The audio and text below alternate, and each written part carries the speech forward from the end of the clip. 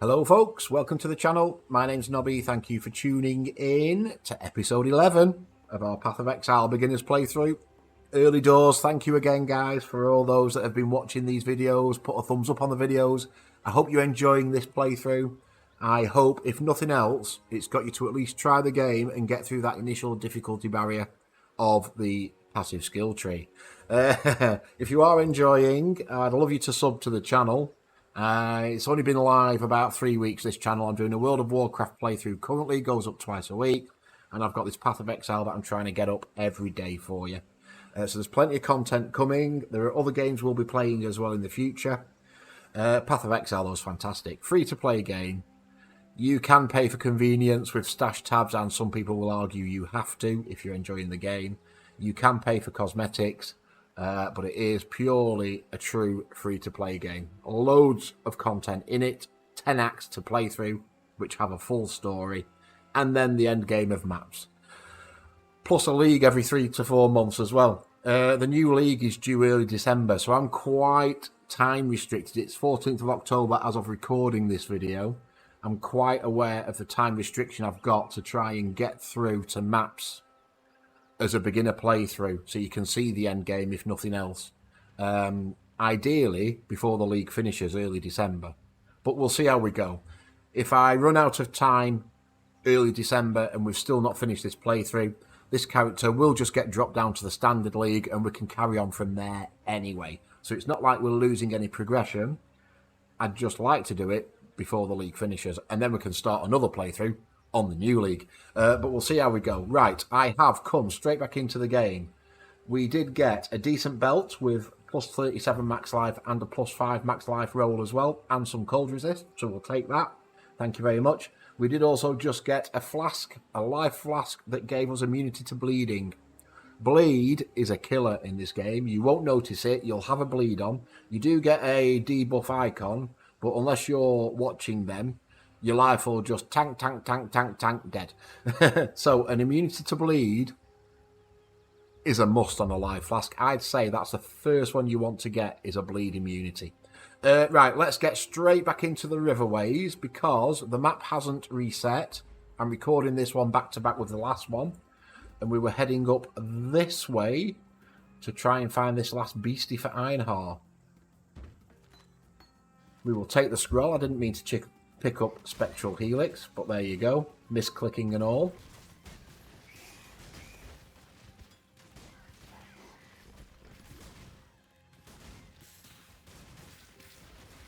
Yeah, we're just looking for one last beastie, and I wanted to get this done before this map reset. Otherwise, again, it could be anywhere on the map. At least by uncovering it, we've got a rough idea of where it should be. In essence, where we've not already been, so I'm hoping we might stumble across him soon. We're not necessarily picking up... Ah, here he is. Lovely. Right. We're not necessarily picking up blues now. We are looking for yellows. Drop down a wall of ballistas. These ballistas are absolutely doing a number for us. They're really good. They're taking some tanking responsibility as well as pushing out some damage. So a wall of ballistas on a ranger build isn't a bad shout early doors. We're loosely following the build guide for utility. We have got clarity, which is a mana regen. I've not been having any issues. Oh, fantastic. I've not been having many issues with the mana at the minute. We seem to be doing all right. It's very rare that I need to pop the mana flask. We have got a unique wand, no good for this build. We have got a unique staff, no good for this build. We've got a sword, rare. We got a scroll, and we got a yellow bow as well. They were really nice drops, 2 uniques. Okay, Einhar wants us to go to the Menagerie. What's the Menagerie? I'll show you shortly. I don't think we need to clear this map. Or zone, I should say. I keep saying map. I should say zone. Maps are endgame. I'll be confusing you with terminology. We've done Einhar's mission. We've found the waypoint. We know there's a western forest along the road. And we also know that the Wetlands is sort of up to the north point. So we could just come straight out of this zone. And I think we will. What we'll do...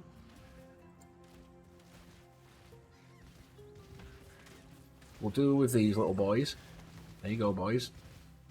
We'll work our way back along the road. So next time we come in, if this map is reset, we can waypoint in. And if we just follow the road, it will take us to that Western Forest, which is where one of our next objectives is on the quest line anyway. Alternatively, if we look along the top edge, we'll find the entrance to the Riverways, normally.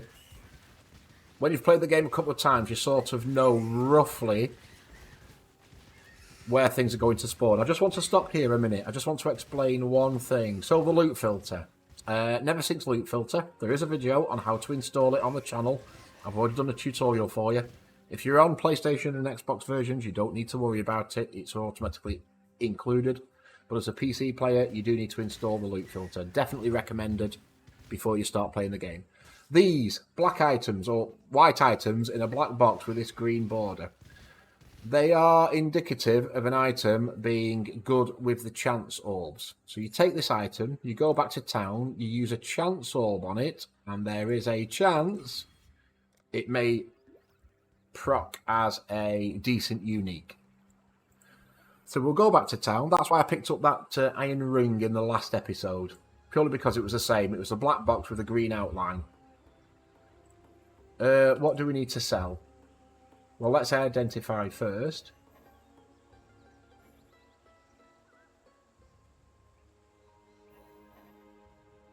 Right click. Right, now we can do it. There you go. Okay, the bow.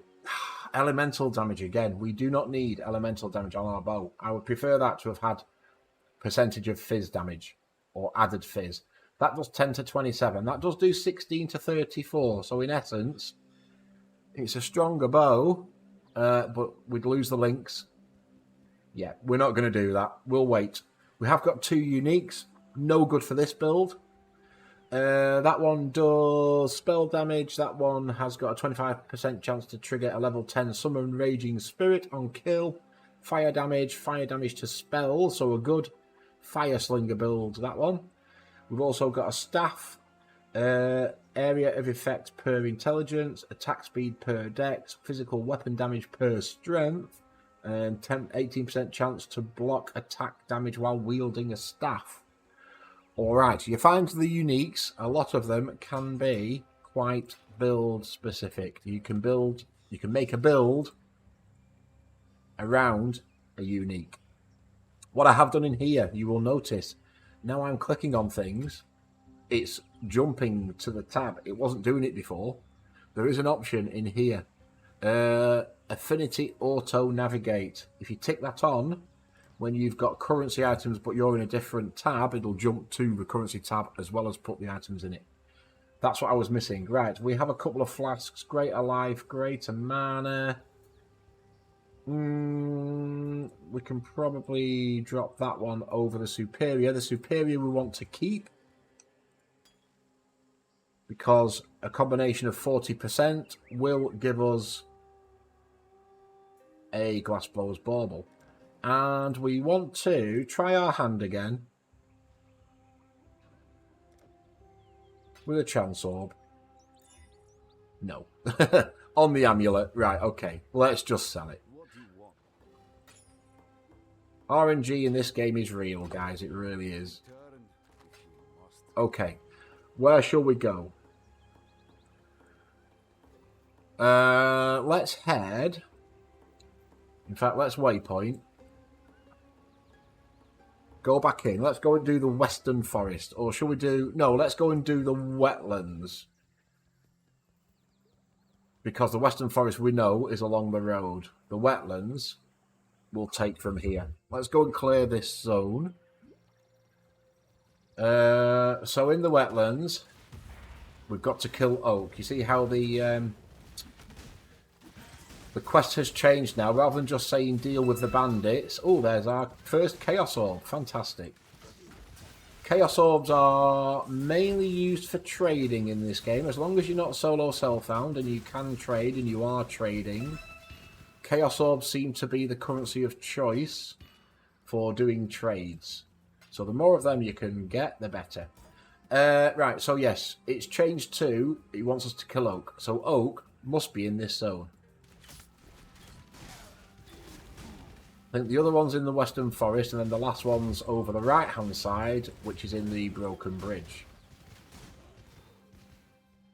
So we'll work our way around here. I know we've got that quest to go and see Einhar. I'd like to, depending on how this episode goes time-wise, do that for you before the end of this episode, hopefully. So you'll notice I'm trying to just... Now we've got through the initial difficulty curve of introducing you to the game and basic mechanics of sockets, links, gems, abilities. I am just trying to speed through the zones a little bit more now. If you've got this far and you've finished the Act 1 boss, I think you should have enough confidence to get ahead of me in this playthrough and play the game at your own speed. I will obviously still touch on things as I come across them. I am putting timestamps in the videos as well, so if you need to navigate to something, it should be easy for you to find, or relatively easy for you to find. And don't be afraid to try a different build. If you're not liking the build you've rolled, just roll another one. The good thing is with this game, your stash is shared on all characters in the league. So if you created a second character in this Ancestors League, you go to your stash, you'll find all the currency you've already accrued is also there for you.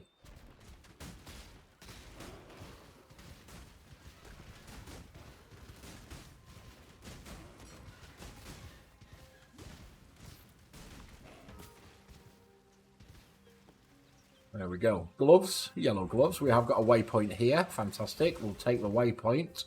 We have got a quest here. This is the end of Act 2, by the way, this quest. We've got plenty to do before then. But the waypoint is right at the end of it. And we are looking for an encampment in here with oak.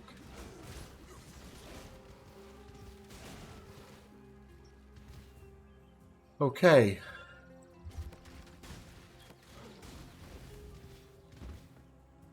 Work our way through, work our way through. There's nothing else up there, I don't think. Oh, we have got a strong box. It's worth mentioning as well, we've not done it yet. There are specific boxes you do want to use currency on, but you can use your currency on these boxes. You can upgrade the quality, you can upgrade them to magic and rare. Haha. Here is Oak's encampment. So this is what we're looking for in this zone. This is the only thing we need other than the waypoint in this zone. So we don't necessarily need to full clear it, and I do want to show you the Menagerie.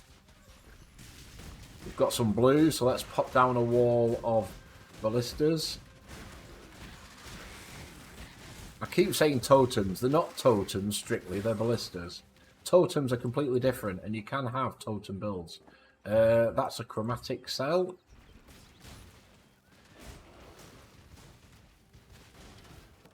Again, if it is your first time playing, guys, don't be afraid to be over level. Don't be afraid to clear every single zone before you move on.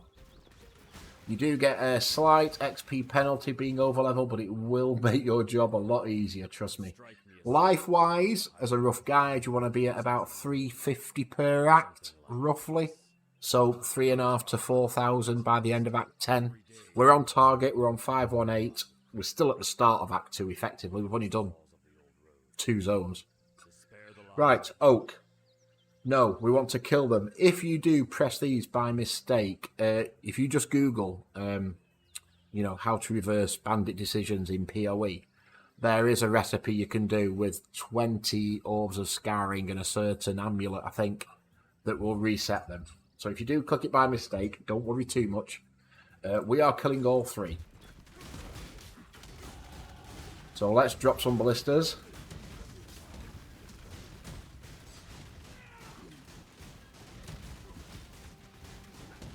This guy will jump around a bit. Hopefully he'll jump around and attack. He is attacking our ballistas before us, which is kind of cool. Just keep dropping Toxic Rain on his head. Keep dropping the ballistas. Make sure we keep getting life. Use a bit of elemental resistance if we need to. There we go. Oak's Amulet. And we got a skill point. We're working down towards Master Fletcher. Let's apply that.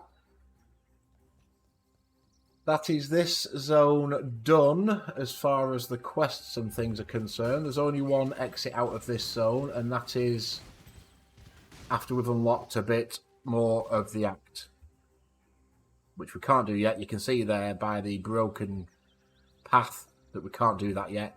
So next would be Riverways and along to follow the road to the Western Forest. We're going to head back to town so we can portal. Plenty of portal scrolls now. Here we go. Brewster's got a quest. He wants us to look into the Chamber of Sins. Sell items. Shift click, click, click. Sell. Fire resist, sell. Gloves, armor rated. We're looking for armor and evasion, really. Regenerate life. Increase rarities. Naff. Cold resist is alright, but we'd lose lightning. We'll keep lightning. We've got evasion. And the mana per enemy kill is the same, so not worth upgrading. Fire damage to attacks we definitely don't need. Evasion is a little bit better at 40. Max life and regenerate life. And cold resist. Alright, and life per enemy hit with attacks. We will take those over those. We can put the green socket anywhere, that doesn't matter. Can't do it from this screen. So we will take those gloves. They're a little bit of an upgrade, especially with the life. Make it fast. There we go. Very nice indeed. Okay, so what did we get? Chromatic. More shards. More silver coins. Armor scraps. We've now got 4. That is a quest item. Chaos Orbs. Currency of choice for trading, but they do also reforge a rare item with new modifiers if you need to. And a Jeweler's Orb, finally. So this reforges the number of sockets on an item. So we could effectively use that on these boots, for example. And it can go from anything between 1 and 4 sockets, but it is RNG. If you're looking for a 4 socket, you may burn through 20 of these. Like I said, it's RNG. Anything can happen. We're not going to bother. We don't need sockets just yet. I would like a red-green link, because then I could put the chance to... In fact, I'd like a 2 green and a red link, actually, because then we could put bleed support back into the ballista. But we're waiting. We're holding on to it. We've held on to it now for 2 acts, haven't we? Right, Menagerie, from the waypoint. Now we've unlocked the Menagerie, you'll have it down the side here. You'll also have, if you've done the Ancestor Trial, the Halls of the Dead. So we've got the Menagerie, we've got the Halls of the Dead, I've also got a hideout. There are hideouts in this game. We'll talk about them as we go through and encounter one. I've got a hideout set up already. Your hideout stays with you through the leagues, which is awesome.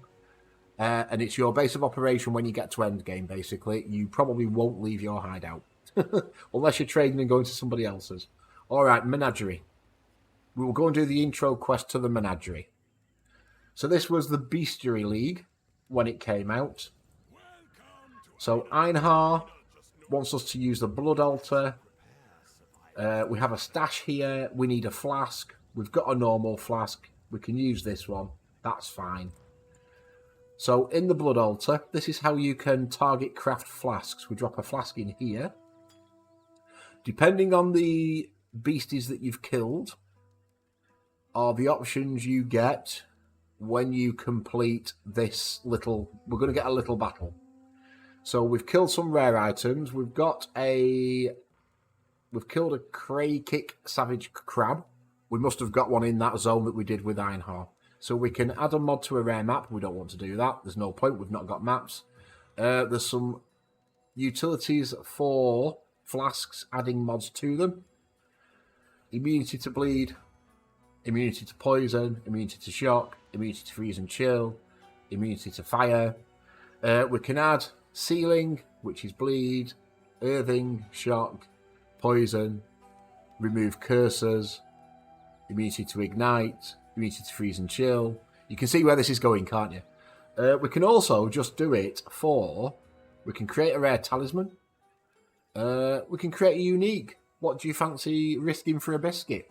We can just do a unique item. We could get a unique amulet. We can get a unique belt, a unique flask. Very nice.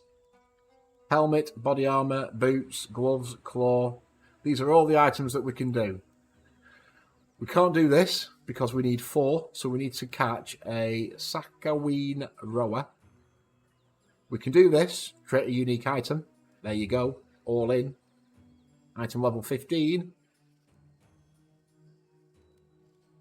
There's all sorts we can do. We can do this one. Let's do this one. It seems to be the only one that we've actually got a full bar for. I think it is. All right, so we'll do this one. We will have a fight. Let me close inventory. Craft that. Invalid craft option. Ah, right, okay. Do we need to put an item in? Should we put the ring in? Item. Invalid craft option. Maybe it needs to be a normal item. Let's try it.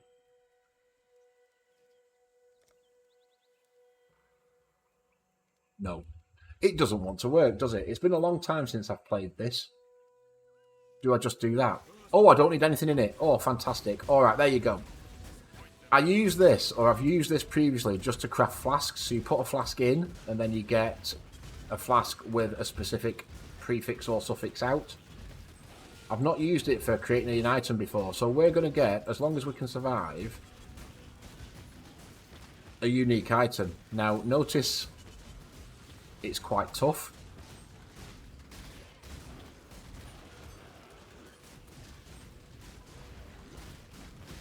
Keep dropping those ballistas. Keep utilising your flasks. If you need to keep popping your resist flask as well.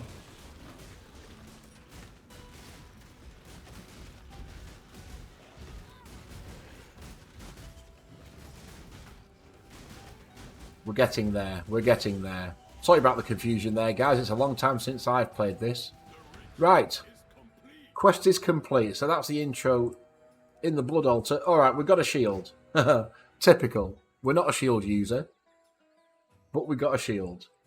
We'll identify it. Oh, it's already identified. Right, what has it got? Chance to block, movement speed, max life, lightning resist, physical damage leech to life, more chance to block. Alright. Not a bad shield. In all fairness, not a bad shield at all. But that's the intro quest. You can walk around this place. You can go through all these doors and see all the creatures that you've caught. It's like a zoo. Well, it's a menagerie, but it's like a zoo. Einhar is done. So now, what will happen, we will randomly come across Einhar in zones as we play through them.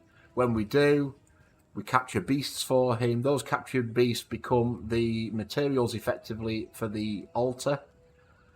And with the altar, like I said, target crafting flasks is the main thing I've used it for. But there are a few other options, so you can farm some uniques and things, as we've just done. Nice little addition to the game. And you get that nice and early in Act 2 as well. So hopefully, if you've done that, and you did get a unique, you maybe got one you could use. I got a shield, which is pointless on this build, but hey-ho, the way it is. So thank you for watching, guys. That'll do it for this video. We did overrun the last one. This one's just about right at the 20-25 minute mark.